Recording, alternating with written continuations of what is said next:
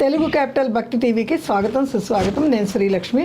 ఈరోజు మనతో శ్రీ ఆనంద శివకామేశ్వరి ఆశ్రమం పీఠాధిపతి శ్రీ శ్రీ శివకామేశ్వరి ఆనందమయ్య అమ్మగారు మనతో ఉన్నారు. అమ్మ నమస్తేనమ్మా. శ్రీమాత్రే మహమ్మ. మనం కనకదార స్తోత్రం గురించి వివరిస్తున్నారు కదండి. అవునమ్మా. చాలా బాగుంది. చాలా మైత్రి ఉండాలి, ఇంట్లో ఐశ్వర్యం ఉండాలని చాలా చక్కగా చెప్పారు కిందటి ఎపిసోడ్లో. ఈరోజు ఏం చెప్తారు మీరు? తప్పకుండా అమ్మ. కనకధార యొక్క విశేష అర్థాలు మనం తెలుసుకుంటున్నాం కాబట్టి తెలిపే ప్రయత్నం చేస్తాను. తెలుగు క్యాపిటల్ భక్తి టీవీ వీక్షిస్తున్న ప్రేక్షకులందరికీ శ్రీమాత్రే నమః. ఇక ముందు రెండు ఒకసారి చదువుకుని మూడో దాంట్లోకి వెళ్దాం. తప్పకుండా. అంగం హరేః పులకభూషణమాశ్రయంతి భృంగాంగనేవ ముకులాభరణంతమాలం అంగీకృతాఖిల విభూతిరపాంగలీలా మాంగళ్యదాస్తు మమ మంగళదేవతాయ. ముగ్ధా ముహుర్విదధతి వదనే మురారే ప్రేమత్రపా ప్రణహితాని గతాగతాని మాలాదృశోర్మధుకరీవ మహోత్పలేయ సా మే శ్రియం దిశతు సాగర సంభవాయ. ఈ రెండు శ్లోకాల యొక్క అర్థాన్ని తెలుసుకుందాం. ఇక మూడవది విశ్వామరేంద్ర పద విభ్రమదాన దక్షం ఆనందహేతురధికం ముర విద్విషోపి ఈశన్నిషీదతు మయీ క్షణమీక్షణార్థం ఇందీవరోదర సహోదరమిందిరాయ. ఈ శ్లోకానికి అర్థం ఏంటి? ఇందాక అనుకున్నాం మనం, అమ్మ నాకు శుభాన్ని సంపదని ప్రసాదించు అని చెప్పి మనం చెప్పుకున్నాం. అవునండి. తర్వాత శుభాల్ని సంపదని తర్వాత మనకు కావాల్సింది ఏంటి? ఎక్కడో అక్కడ పదవి ఉంటుంది కదా. అంటే ఇక్కడ అర్థం ఏంటి అంటే ఇంద్ర పదవిని కూడా ఇవ్వగలిగినటువంటి శక్తివి నీవు.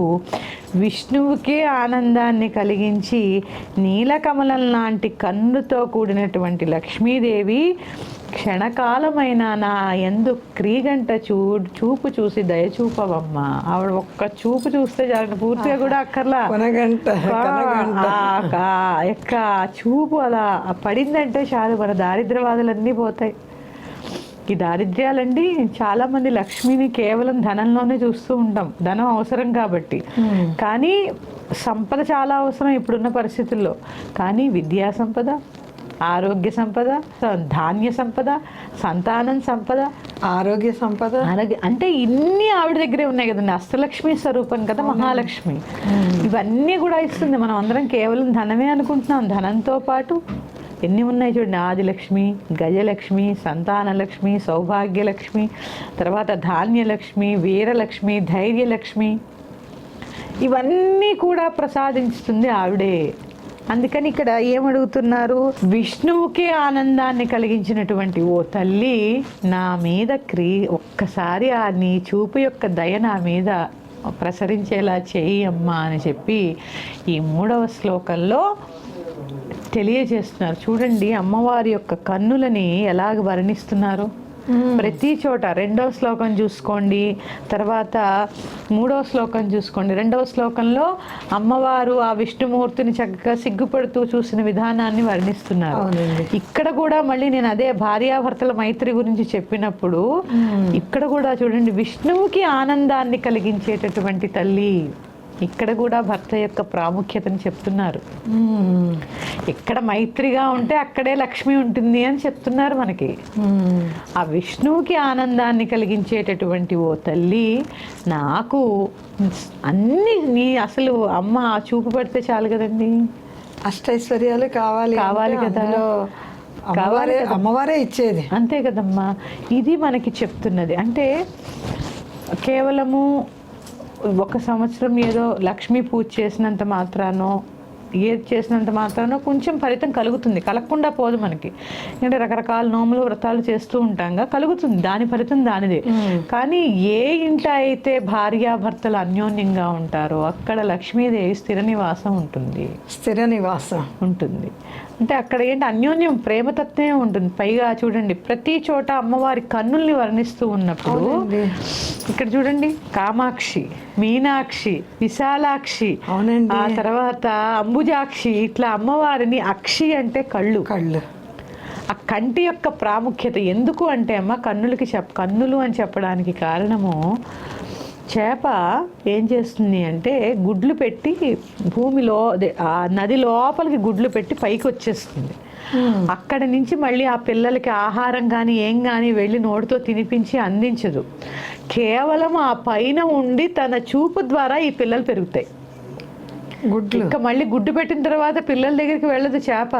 కంటి చూపుతో పెరుగుతాయి అవి, కంటి చూపుతో పెరుగుతాయి అన్నమాట ఆ పిల్లలు. అలాగే మనం కూడా ఎక్కడో అట్టడుగుని ఉంటాము, కానీ అమ్మ ఇక్కడికి అదే కదా, నీ కడగంటి చూపు, నీ చూపు నా మీద పడితే చాలమ్మా, ఆ దయ చూపు అని వేడుకుంటున్నాం. ఆ చూపు మన మీద పడిందా చాలు, మనం కూడా అలాగే పెరుగుతాం. ఎందుకంటే మనం అందరం కూడా ఆవిడ యొక్క బిడ్డలమేగా. అంతే కదా.